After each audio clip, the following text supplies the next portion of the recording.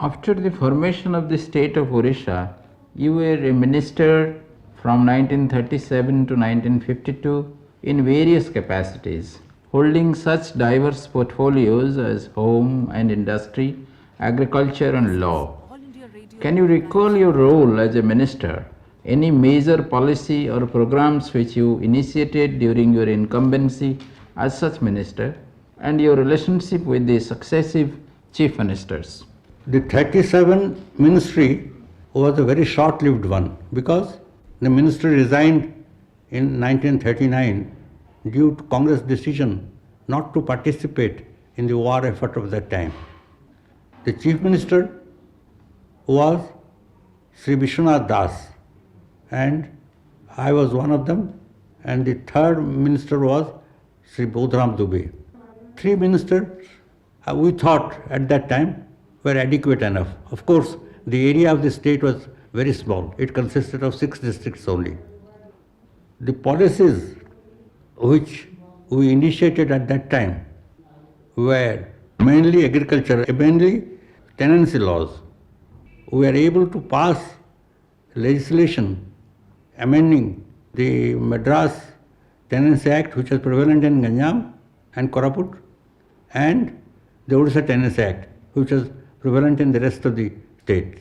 The iniquity of those legislations, that means previous legislations, for example, was that in the same village, a zamindari tenant had to pay sometimes 20 times more rent than the next door or near about Raitwari tenant who was paying rent direct to the government. That we wanted to correct by some amendments. Odisha Tenancy Act, we couldn't do it extensively, but there was no time. It was mainly confined to curbing the landlord's right in the matter of transfer of land of tenants. Formerly, a landlord could refuse recognition to a transfer, and there is no remedy for it. The amendment provided that a mere notice from the registration office was enough to compel the landlord to change the old tenant for the new purchaser. Also, we had the curious condition of people, rather tenants in their own holdings, having a coconut tree or any other fruit tree, but they didn't have right to enjoy the fruits. The landlord was entitled to it by law. That was removed. Of course, these were very little. Subsequently, extensive reforms have been made, and in fact, the zamindari system has been abolished. Now, the other important thing we undertook was to lay the foundations for a sound cooperative system. The cooperative system had completely broken down. Most of the central banks and rural societies were bankrupt. I need not go into detail, but suffice it to say there was considerable loss to depositors and to societies by writing off unrealizable debts, and we laid down the foundations of a structure which now today shows that it was sound as much as the cooperative social movement is now very viable and prospering. The ministry had to resign in 1939 because of the Congress decision not to participate in the war effort which was started.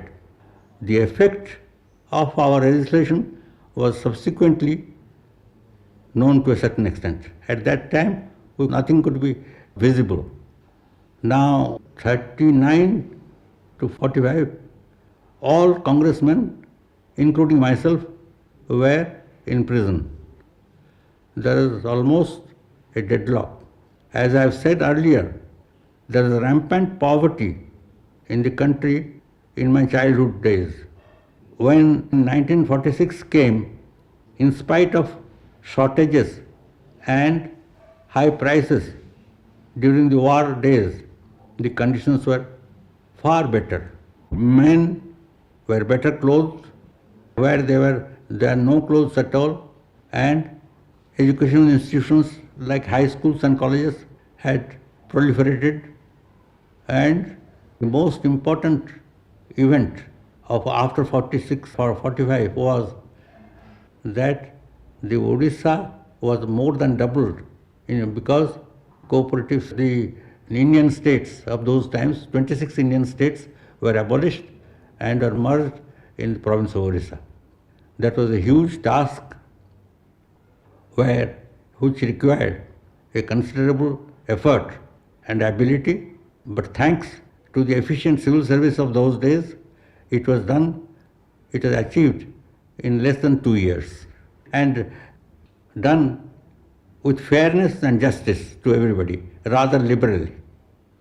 Now, during this period, that means after 45, 46, the Hirakud Dam was laid and there was a considerable industrial development. For example, the Odisha textile mills, cement company of Rajgangpur, sugar companies in Rayagada, and various other industrial undertakings were laid with their foundations at that time. This momentum has increased, and today we have the vision that the present Chief Minister of Odisha claimed that in 1,000 days of his office, 1,000 industries had been established. This was an unthought of dream at that time in 46. Legislation was enacted abolishing the Zamindari system completely. That was, of course, some compensation was paid to the farmer Zamindars, but it removed a great blot in society and it gave impetus to the farmers to better their lots. If I remember right, round about 1952, when I left Odisha, there were a large number of high schools and many colleges. And every village could be proud of several brick-built houses. The old days of no door, no clothes was gone. People were very well clothed. In fact, most people used trousers and shirt and shoes. Very few people went without it. That was the position when I left Odisha in 1952. In 45, because Vishwanath Das could not stand for election because he had been disqualified by election suit in a by-election in 1938 or 39, he was disqualified for 6 years. Therefore, the Congress party chose its leader as leader Sri Harikrishna Mahatab. I joined that ministry and worked in it. Subsequently, in 1950, Harikrishna Mahatab went as a minister to the center at Delhi. Navakrishna Chaudhary became the new chief minister. I also worked with him as a minister. Now, all these years, starting from Sri Vishwanath Das, my relationship with the chief ministers were extremely cordial and intimate. In fact, we used to discuss problems almost every day and later decided upon legislation or other policies to be put into action. There was considerable industrial upsurge at that time. The Odisha textile mills, the Rajgangpur cement factory, sugar factories at Rayagada and various other factories grew up. In fact, the tempo was rather fast, where there was no bank in Odisha in those days. In fact, in 1937, there was, barring the State Bank, it was not named State Bank, it was called Imperial Bank. Branch in Cuttack, there was no other commercial bank in Odisha. When I left in 52, there was almost a branch of State Bank and many other commercial banks in different districts of Odisha. How do you find the situation in state politics and administration today? And which way you would say that it is different from what it was then in this period before the general elections? Well, it has completely changed than it was in 1937. For example, in 1937, the maximum expenditure for an election was less than 1000 rupees.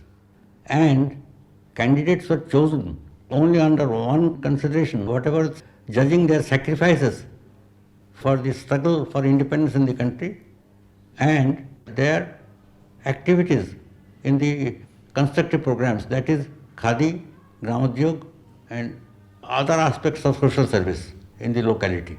There is no other way a band could be hoped to be chosen as a candidate to the legislative assembly. Now the situation is so different that it is difficult to imagine that such a change could happen. I understand that these days election for a seat in the legislative assembly costs nearly lakh of rupees, nothing less. Then there is no constructive activity by the Congress party or any other party. There has been considerable progress in the country, no doubt, but most of it is due to the efforts of government servants all around the state of Orissa.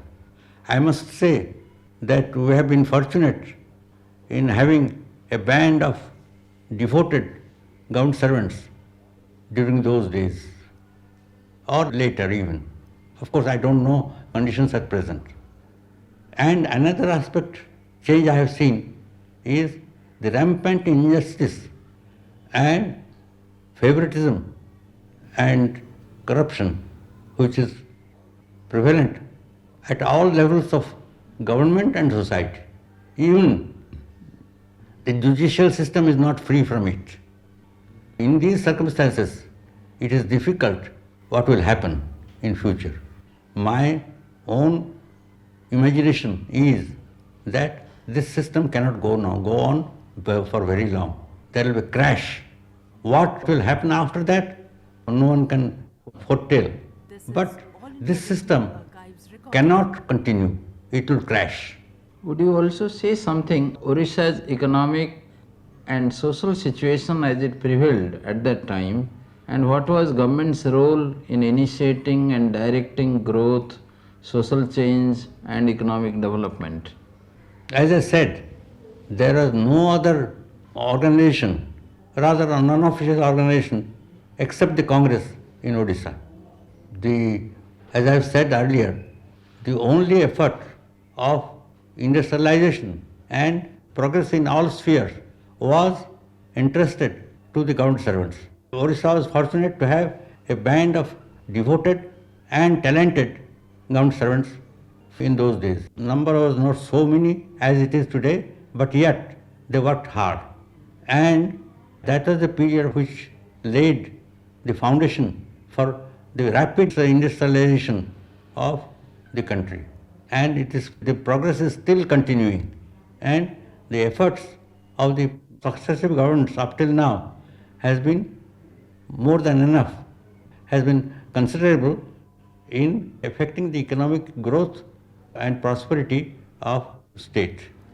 During this period, you had also a stint as the local secretary of the All India Spinners Association and of the All India Village Industries Association. You were also perhaps the leader of the Indian delegation to the International Rice Commission in 1952. Could you please recall your role in these associations and delegation? My connection with the All India Spinners Association, which is known as Khadi Commission these days, was from a long time, even before 1937. Of course, during the ministry, when I joined the ministry, I had to cut off the connections. Later, after resigning from the ministry, I took up the work of Khadi. Khadi was quite widespread in Odisha. I mean, Odisha of those days. Ganjam was very much advanced in that respect. Most of the Khadi workers today even are from those who were young men in those days from Ganjam. My own memory today is that it is impossible to imagine the sacrifice and devotion of workers for Khadi in those days. For example, I remember a worker in Sambalpur district was suffering from malaria and used to be starved without any food for some days together. But he refused to leave his station, so much so that I had to go myself and fetch him and put him in his home in Ganjam. Of course, now all that remains of the effort is the Khadi Commission, which is financed and run by the government practically, rather a government-sponsored organization. The first experience of an international conference was in 1952. I had not left the Odisha government then. Still I was in the Odisha as leader of the International Rice Conference at Bandung. That conference was confined to rice producing countries, which was mainly in Asia. Europe or America had no rice producing areas in those days. We were rather proud that the Cuttack Central Rice Research Institute was considered as one of the best organized research institutions on rice in Asia, except those in Japan. They are advanced, though most of them had broken down during the war period. Now, subsequently, I have been to various international conferences as delegate or leader. In fact, almost 3 to 4 conferences I had to attend when I was connected with the Industries and Commerce Ministry of Government of India. Now, main memories of those days were that the Government of India, various departments connected with the conferences, prepared briefs which are very efficiently done. It was difficult to improve on them. So that made the work of delegates and leaders much easier.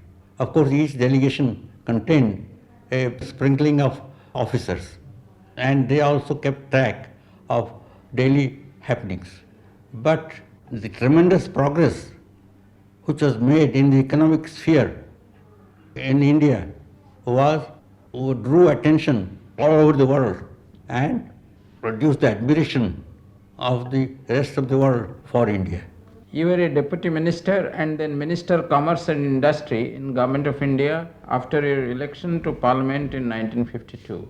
What would you consider were your contribution to the evolution of industrial policy and commercial relation with other countries? And what was the general situation prevailing at that time? Before joining the Government of India, I was chosen as the chairman of a textile inquiry committee, which was entrusted with the work of suggesting the policy to be followed by the government as far as the textile industry is concerned, which is the oldest industry in India. My colleagues there were the heads of 4 major universities in India, some government statisticians, and a very famous accountant. We submitted a report which still today is considered the basis of the textile policy of Government of India. In fact, the necessity for setting up the committee was that the Government of India the Government of Madras headed by Rajagopalachari and the central government were in a hard tussle, holding diametrically opposite views about the handloom industry, which was in a very bad shape in those days. Later I learned that I was chosen because I would be acceptable to Rajagopalachari. In fact, it was so. At that time, I had opportunity of visiting important handloom centers in India. At that time, I discovered the special artistic virtues of Nuapatna, where there is a group of weavers who belong to the Buddhist faith. They didn't know themselves, but the technique was known as tie and dye system that is unique in the world, and that was I didn't know that also, that it was so unique in the world. After our visit of the committee to that village, that art has prospered, and today the famous Odisha sarees are based upon the tie and dye technique, and I am told that at present silk sarees fetch more than 1,500 rupees, and that those sarees are valued in all markets of India. However, that is a small part of my activity.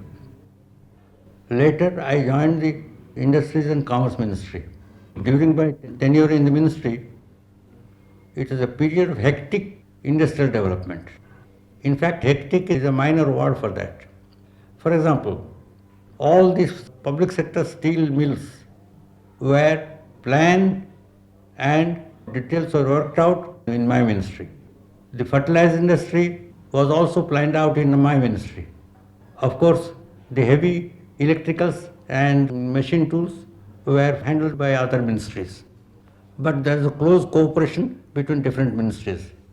In my later days in Government of India, I found a lot of rivalry and sometimes bad blood between different ministries. But in my early days, and in fact in most of my period of tenure in that ministry, the relationship between all ministries were very good, very cordial and very helpful. Now, this is photo film industry, chemical industry, and to name all the 165 public sector undertakings were all planned in that ministry, and it was a tremendous job. It goes to the credit of the Permanent Civil Service that they worked with unstinted devotion and produced the materials which today is the hallmark of progress of India and is gaining the admiration of the rest of the world. How would you recall your memory of Pandit Nehru, Sri Lal Bahadur Shastri, your ministerial colleagues and other important national leaders during this period? My relationship with other ministers was rather perfunctory, inasmuch as I was so pressed with work, I had little occasion to mix with others, including my colleagues in the ministry. As far as Indira Gandhi is concerned, I came into touch with her in 1952, as immediately after I joined the parliament. I became a member of the Handicrafts Board, of which she was a prominent member. There, I came to intimate touch with her, which continued till her death. In fact, till her death, every year she used to send me New Year's greetings. And if some of my greetings were rather peculiar or attractive, she used to write a letter about it. The work of the board was covered all of India. And I myself was surprised that there are so many exclusive and beautiful handicrafts in our country. For example, the board established a school in Madras for sculpture in brass, rather metals, brass or mixed metals, what they call Asthadhatu. I never knew that there was a small industry which used the fiber of pineapple leaves for weaving clothes. Of course, that is very rare. I don't know if it is still alive or not. But this pineapple fiber is still used in Philippines. With the efforts of the board, the export of the handicraft goods increased phenomenally, and the work of the board increased also to a great extent. Later, the work in the ministry was heavy and the work in board had increased. I resigned from the board and kept in perfunctory touch with it. You were successively governor of two states, first Gujarat and then Bihar. There are some who think the post of governor is an avoidable luxury in our setup, while others think he is an agent of the center. How do you look upon this role in normal times and in times of crisis? To what extent you could come in touch with the socio-cultural life of the people, and did you ever feel you were a prisoner in the Raj Bhavan? I joined as governor of Gujarat as I have told earlier, at the request of Lal Bahadur Shastri. At that time, the Chief Minister in Gujarat was Balwant Rai Mehta, who was a very close friend of mine. Unfortunately, when the Pakistan war came on, Balwant Rai and his wife were going in a small plane from Ahmedabad to Rajkot, and that plane was shot down by Pak aircraft, and both of them died. It was a tragic personal loss to me and also a loss to the country as such. He was succeeded by Hitendra Bhai Desai. He was a very fine man. His father was a very old congressman whom I knew, Karsan Das. He was himself a very fine man and a man of absolute rectitude. It is difficult to find men of that type these days. His relationship with me were very cordial. He used to meet me regularly every fortnight and discuss with me very various problems. At that time, there is a controversy going on all over India about the role of governor appointed vice chancellors of universities, because the governor was the chancellor of all universities in the state. Huge files had grown. Opinion of Advocate General, Attorney General and Solicitor General had been obtained. I went through most of them and I came to my own conclusion that governor has no right to interfere in the decision of the ministers in this matter. This I had discussed with my Chief Minister Desai. And naturally, when a vacancy arose in Vice Chancellorship, I sent for the Chief Minister and the Education Minister and discussed with them the person being suggested. And I accepted the decision of the Education Minister and the Chief Minister. And that was the end of it. In fact, the whole huge files were then useless. Now, Gujarat was not such an advanced state as it is believed to be, because there are very backward areas and large number of scheduled tribe people in the state.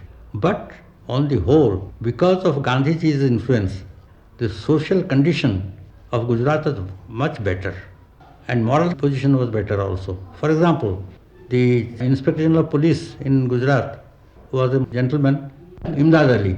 He was a man from Assam. Now he had told me there is no pickpockets in Ahmedabad, which is a highly industrialized country and with a thick population. And criminal gangs for burglary or dacoity, all that were unknown in Gujarat.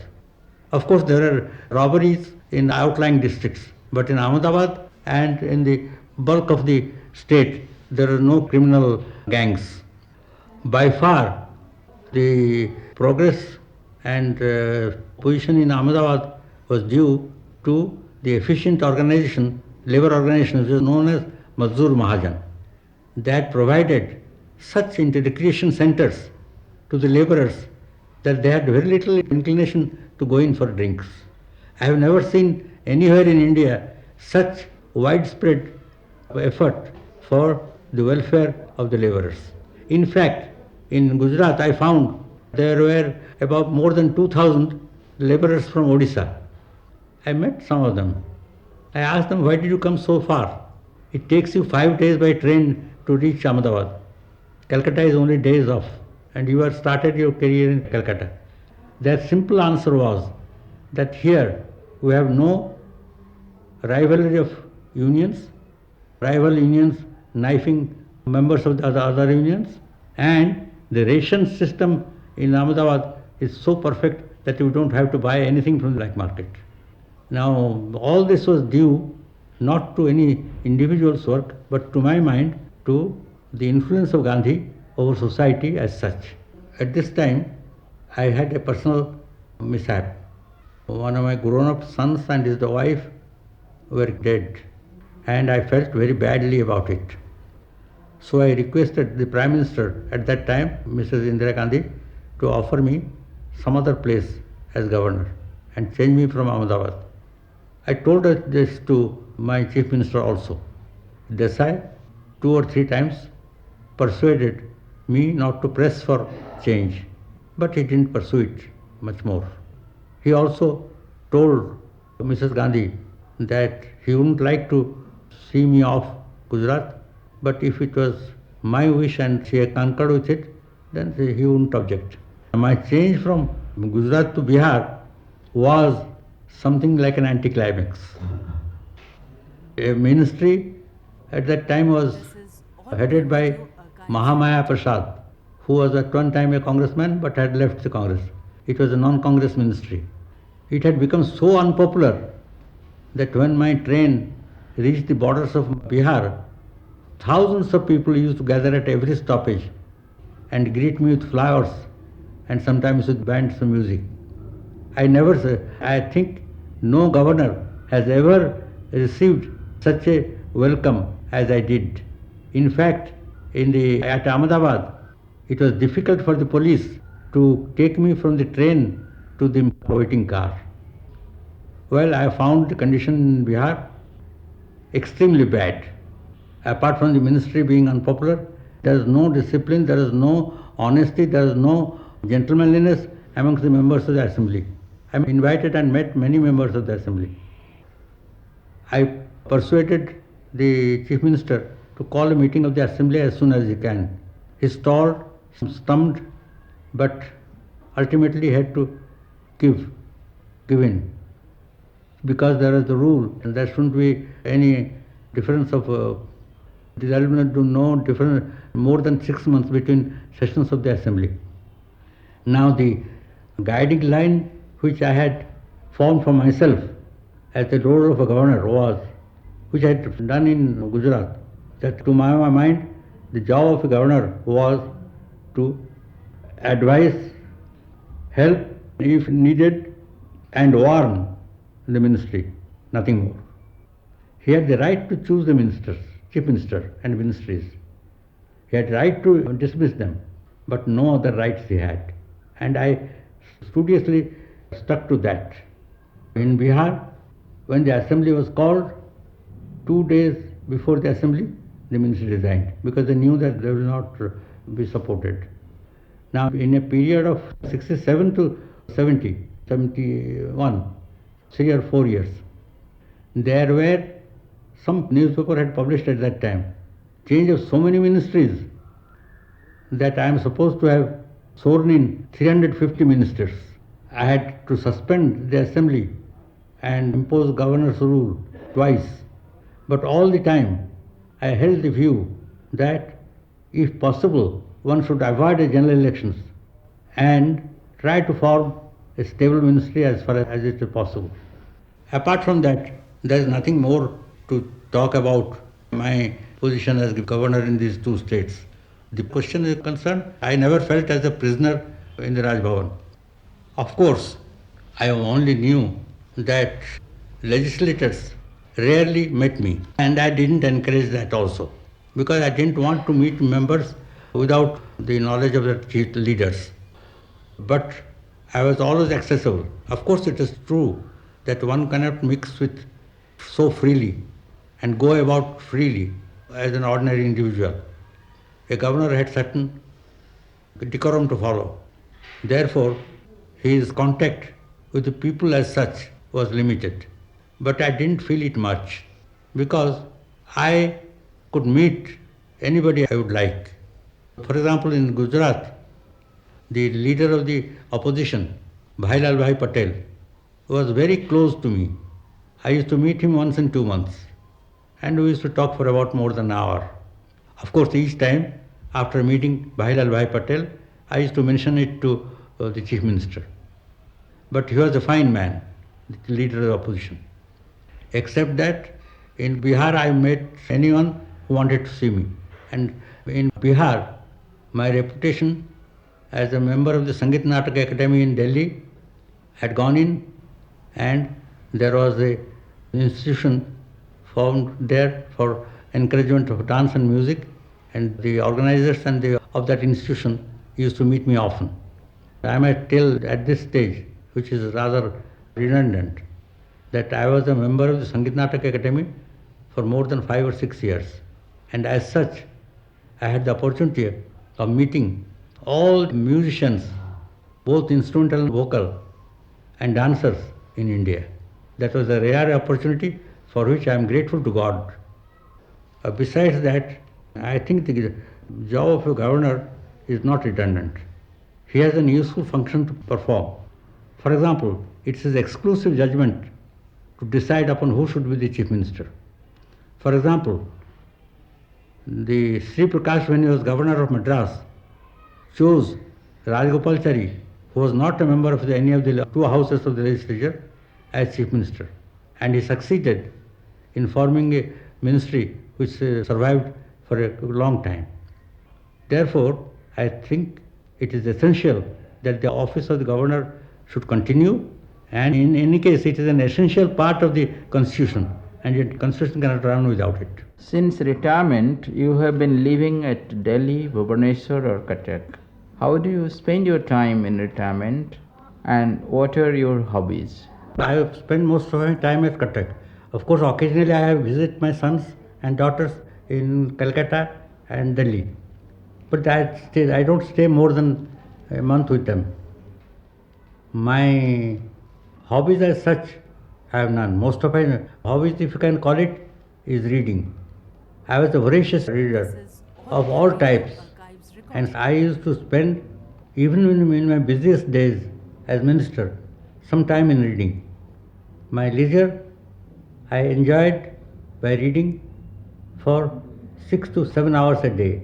But unfortunately, I have lost my eyesight and I can't read anymore. I have no other hobbies. The other hobby was conversation. But here in Cuttack, all my contemporaries and friends are no more. I have hardly anybody to talk to. That's the difficulty I am suffering, but it cannot be helped. I have to endure it. That's all. There is so much talk of value-based politics, of electoral reform and clean public life. What do you think are the problems involved in ensuring them? These ideals are very high. It cannot be achieved by everybody. But a modicum of honesty, of action and thought is necessary for any political party or a particular individual to survive. I cannot predict what will happen, but at present I do not see any hope of any party growing.